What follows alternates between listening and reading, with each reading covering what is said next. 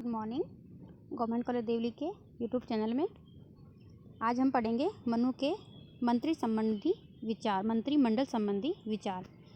मनु थे, उनका हम इससे पहले राज्य संबंधी विचार, उनकी मनुस्मृति के बारे में, राज्य की उत्पत्ति के बारे में, राज्य के कार्यों, शासक के गुणों के बारे में तथा सप्तांग सिद्धांत के बारे में हम अध्ययन कर चुके हैं।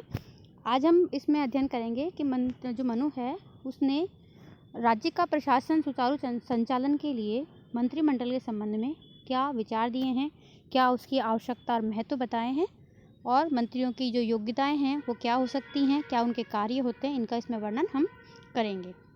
ठीक है। जो ये पेपर सेकंड का है हमारा बीए पार्ट फर्स्ट का, बुक का नाम है प्रतिनिधि भारतीय राजनीतिक विचारक, पेपर का नाम है, और यूनिट फर्स्ट हमारी चल रही है। ठीक है। हमने इससे पहले के वीडियो में जो सप्तांग सिद्धांत पढ़ा था उसमें जो राज्य की 7 प्रकृतियाँ पढ़ी थी, 7 अवयव पढ़े थे। उनमें पहला राजा था, उसके बाद जो दूसरा इम्पोर्टेंट जो अवयव था वो था मंत्री। तो ये मंत्री था, इसी में ही मंत्रिमंडल के बारे में सारा वर्णन है। और इसमें ये नहीं है कि मंत्री केवल एक व्यक्ति के बारे में ही पढ़ेंगे, कुछ व्यक्ति नहीं, पूरा जो एक संस्थागत संगठन होता है उसका इसमें अध्ययन किया जाता है। तो हम स्टार्ट कहाँ से करेंगे इसमें कि जो मंत्रिमंडल है या उस मंत्री है वो राज्य की 7 प्रकृतियों में राजा के बाद आने वाला प्रमुख एक तत्व है, प्रमुख प्रकृति है। ठीक है। अब देखो, हमने राजा पढ़ा था, मंत्री, और मंत्रियों के बारे में हमने उसमें क्या पढ़ा था कि जो राजा तो राज्य का स्वामी होता है, जिसको स्वामी की संज्ञा दी है, उसके अंतर्गत बहुत सारे गुण होते हैं, प्रशासनिक क्षमता होती है, वो उसके अंदर आवश्यक होती है। जो राज्य की शक्ति होती है वो एक संस्थागत शक्ति होती है, राजा की अपनी निजी शक्ति नहीं होती है। इसका प्रयोग राजा सुयोग्य मंत्रियों की सहायता से करता है।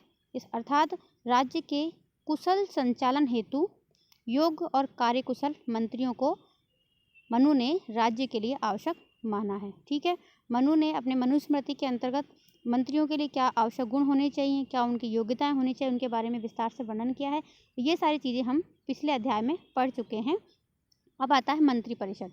मनु के अनुसार राज्य कार्य को सुचारू रूप से चलाने के लिए मंत्रिपरिषद एक अनिवार्य तत्व है। किसका? राज्य का अनिवार्य तत्व है। मंत्रिपरिषद के सहयोग से ही राजा जो है धर्म और दंड का उचित प्रयोग करता है। धर्म और दंड हमने कहाँ पढ़े थे? पहले वीडियो में पढ़े थे। राज्य की संप्रभुता के आधार जब पढ़े थे उसमें धर्म और दंड पढ़े थे। ठीक है। मनु ने शासकीय शक्ति को अकेले राजा द्वारा प्रयुक्त किए जाने को अनुचित और अव्यावहारिक माना है। इसका मतलब ये है कि जो शासन की शक्ति होती है उसका प्रयोग राजा अकेला नहीं करता है। अगर वो करता है तो वो अनुचित है और अव्यावहारिक है। वह शासकीय शक्ति के संस्थागत प्रयोग को उपयुक्त मानता है। कौन? मनु ये कहता है कि शासन जो शक्ति होती है उसका प्रयोग एक संस्था के रूप में करना चाहिए, अकेले व्यक्ति की पर्सनल एक संपत्ति के रूप में नहीं करना चाहिए। ठीक है। राजा अपने दायित्व का अकेले निर्वाह नहीं कर सकता है, इसके लिए मंत्रिपरिषद की आवश्यकता होती है। जैसे हम अभी भी पढ़ते हैं, हमारे भारत के अंतर्गत जो राज्य व्यवस्था है उसमें पढ़ते हैं कि जो कार्यपालिका का प्रधान होता है, जो राष्ट्रपति जो है वो अपनी शक्तियों का प्रयोग अकेले नहीं करता है, बल्कि वो मंत्रिपरिषद की सहायता से शक्तियों का प्रयोग करता है। तो ये जो थीम है ये बहुत पहले हमारे भारतीय राजनीतिक चिंतन में आ चुकी थी और जिसका प्रतिपादन सबसे पहले मनु ने ही किया था। इसलिए मनु ने शासक को ये परामर्श दिया है कि राज्य का जो कार्य है सुचारू रूप से चल सके, इसके लिए उसे कितने मंत्रियों की नियुक्ति करनी चाहिए। ये भी क्वेश्चन आते हैं कि मनु ने कितने मंत्रियों की नियुक्ति के बारे में परामर्श दिया है। वो है 7 या 8। अब कम क्यों नहीं बताया? क्योंकि मनु कहता है अगर कम मंत्री होंगे तो वो राजा को मतलब कि कंफ्यूज भी कर सकते हैं, कई बार अपनी शक्तियों को अपने हाथ में भी ले सकते हैं।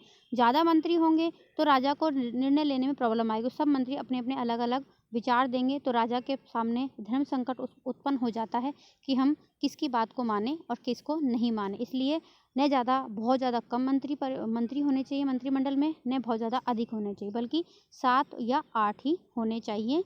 उनके परामर्श अपने कार्यों का संपादन करना चाहिए। इनके परामर्श से ही कार्यों का संपादन करना चाहिए एक राजा को।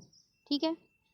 अब मनु ने मंत्री पद हेतु कुछ योग्यताएं बताई हैं। ठीक है। जैसे कि उसे उच्च कुल में उत्पन्न होना जरूरी, यानी कि जो हम बोलते हैं ऊंची जाति का, ऊंचे कुल में जो पैदा होता है वही मंत्री पद के लिए योग्य होता है। उसे शास्त्रों का ज्ञान होना चाहिए, शूरवीरता उसमें होनी चाहिए, शस्त्र विद्या यानी जितने भी शस्त्र होते हैं उनको चलाने में वो निपुण होना चाहिए, योग्यता एवं अन्य परीक्षणों में उसको सफल होना चाहिए, यानी वाक्य योग्यता, वेदों की योग्यता, उसको है ना बहुत सारी होता है। जैसे उसमें तुमने देखा होगा जो बाहुबली पिक्चर के अंतर्गत उसके जो दोनों भाई थे उनको सब तरह की जो विद्याओं में उनको निपुण किया जाता था और बाद में उनकी परीक्षा ली जाती थी ऋषि मुनियों द्वारा। तो इस तरह से परीक्षण के बाद में जो सफल होता है ऐसे व्यक्तियों को ही मंत्री पद हेतु नियुक्त किया जाना चाहिए, ऐसा कहता है मनु। मनु मंत्रियों को वंश परंपरा एवं चारित्रिक रूप से शुद्ध होना चाहिए, यानी कि उनका जो वंश है वो भी शुद्ध होना चाहिए और उनका चरित्र भी शुद्ध होना चाहिए। ठीक है, जो मंत्री हैं उनको बुद्धिमान होना चाहिए, स्थिर चित्त यानी उनके मन भटकने वाले, भटकाव मन वाले नहीं होना चाहिए और आपत्ति काल में घबराएं भी नहीं, शत्रु के दबाव में राज्य हित के विपरीत कोई आचरण भी नहीं करे, ऐसे व्यक्ति होने चाहिए। यानी कि लोभ में आकर, दबाव में आकर जो कार्य करते हैं वैसा नहीं होना चाहिए। ठीक है, तो इस प्रकार जो मनु ने योग्यताएं बताई हैं। ठीक है, और स्थिर चित्त वाला होना चाहिए। ठीक है, उसे आलस्य नहीं करना चाहिए, ज्ञानी होना चाहिए और अपने कार्यों के प्रति उत्साहन, जो कार्य उसको दिया गया उसको उत्साहपूर्वक करे, ऐसा उसको होना चाहिए। मनु ने विशिष्ट मंत्रियों के लिए एक विशेष योग्यता का वर्णन किया है, यानी जो कॉमन मंत्रियों के लिए तो सारी योग्यताएं होती हैं, लेकिन जो कुछ विशिष्ट मंत्री होते हैं यानी कि जो राजा के बिल्कुल नज़दीकी होते हैं उनमें एक विशेष योग्यताओं का इन्होंने वर्णन किया, जैसे कि धन धान्य के संग्रह हेतु उन मंत्रियों को नियुक्त किया जाना चाहिए, यानी कि जो जिसको हम कृषि मंत्री बोलते हैं, भंडार मंत्री बोलते हैं एक तरह से, वो उसके लिए कैसे मंत्री होने चाहिए, जो शूरवीर हों, उत्साही हों, उच्च कुल में उत्पन्न हो, शुद्ध चित्त यानी मन वाले हों, रिश्वत न लेने वाले हों। ठीक है, लोभी लालची ना हों। मनु ने विद्वान एवं धर्मात्मा ब्राह्मण को मंत्री बनाने का समर्थन किया है, यानी कि जो व्यक्ति विद्वान होना चाहिए और ब्राह्मण, धर्मात्मा ब्राह्मण यानी जो मनु है ये ब्राह्मणवाद को बढ़ावा देते थे, ब्राह्मणवाद का पूर्ण समर्थन करते थे और ब्राह्मणों को विशेष सुविधाएं देने का भी ये समर्थन करते थे। ठीक है, उन्होंने शूद्र को मंत्री पद पर नियुक्ति के लिए सर्वथा अयोग्य माना, यानी जो ब्राह्मण और शूद्र का जो एक तरह से भेदभाव था उसका सूत्रपात मनु ने ही कर दिया था। इसलिए तुमने देखा होगा कि कई जगह मनुस्मृति को जलाया जाता है, मनुस्मृति के पन्नों को जलाया, थोड़े दिन पहले न्यूज़ में भी आया था।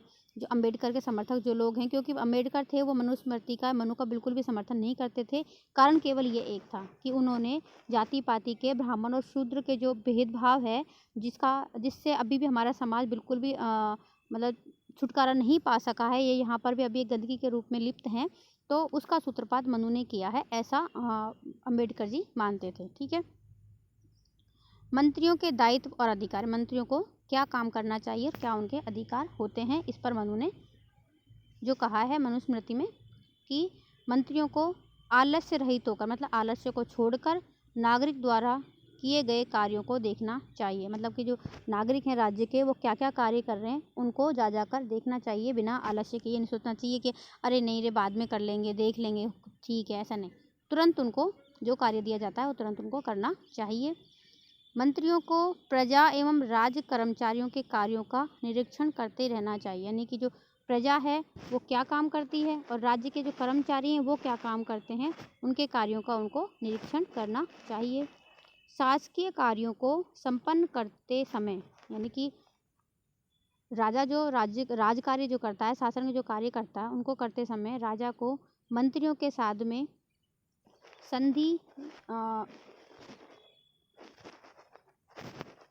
संधि, विग्रह, स्थान, समुदाय, इनके बारे में विचार विमर्श करना चाहिए। इसका मतलब यह है कि जब हम शासकीय कार्य करते हैं तो हमें संधि करनी चाहिए, कि विग्रह करना चाहिए, किस स्थान पर करना चाहिए, किस समुदाय के सामने करना चाहिए कि नहीं करना चाहिए, इन सब बातों के बारे में अपने मंत्रियों से राजा को विचार विमर्श करना चाहिए। ठीक है, राजा के सामने किसी भी समय धर्म संकट अगर उपस्थित हो जाता है तो उसे मंत्रियों की सम्मति से धर्म के मार्ग को निश्चित करना चाहिए, यानी कि अगर किसी जगह राजा के सामने कुछ ऐसा प्रश्न उपस्थित हो जाता है कि वो क्या मतलब किस चीज़ का वो निर्णय ले, किसके पक्ष में ले, यानी जैसा कि हम उदाहरण के रूप में कह सकते हैं कि अगर किसी अपराध में लिप्त राजा खुद का बेटा पाया गया, ठीक है, तो राजा ने उस अपराध के लिए जो पर्टिकुलर सज़ा निर्धारित कर रखी है, ठीक है, तो अगर राजा के सामने बेटा भी अपराधी होता है तो राजा को उस समय धर्म का सहारा लेकर एक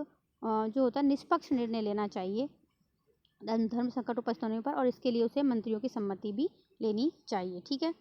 दूसरे राष्ट्रों में जो दूत भेजे जाते हैं, जिनको हम अभी तो राजदूत बोलते हैं, दूतों की नियुक्ति, भेजे गए जो गुप्तचर हैं, दूत हैं, उनके कार्यों का निरीक्षण आदि कार्यों में शासक को मंत्रियों की मंत्रणा करनी चाहिए, और मंत्रियों को इन विषयों पर शासक को उचित परामर्श भी देना चाहिए, ठीक है।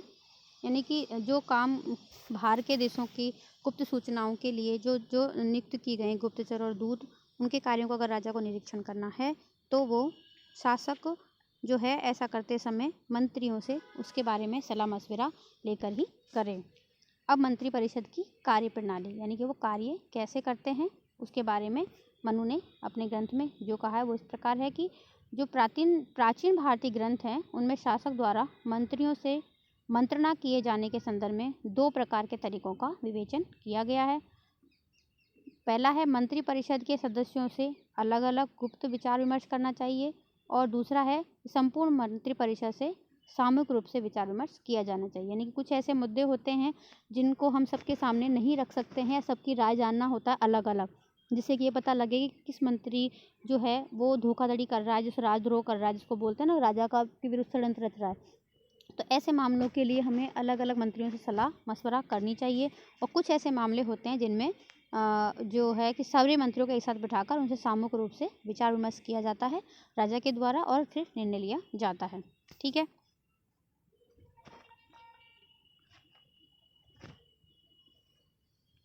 मनुस्मृति में परिस्थिति के अनुसार शासक को इन दोनों विधियों के प्रयोग का परामर्श दिया गया है। यानी मनुस्मृति मनु कहता है कि दोनों प्रकार की जो विधियां हैं मंत्रि परिषद से कार्य करवाने की, उन दोनों का ही समय समय पर परिस्थिति के अनुसार प्रयोग किया जाना चाहिए राजा के द्वारा।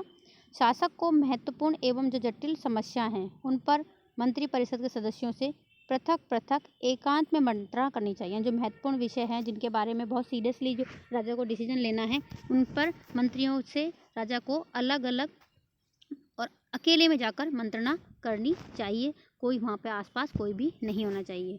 सदस्यों से मंत्रणा करने के बाद फिर राजा को अपने स्वयं विवेक से ही डिसीजन लेना चाहिए, किसी के दबाव में आकर नहीं।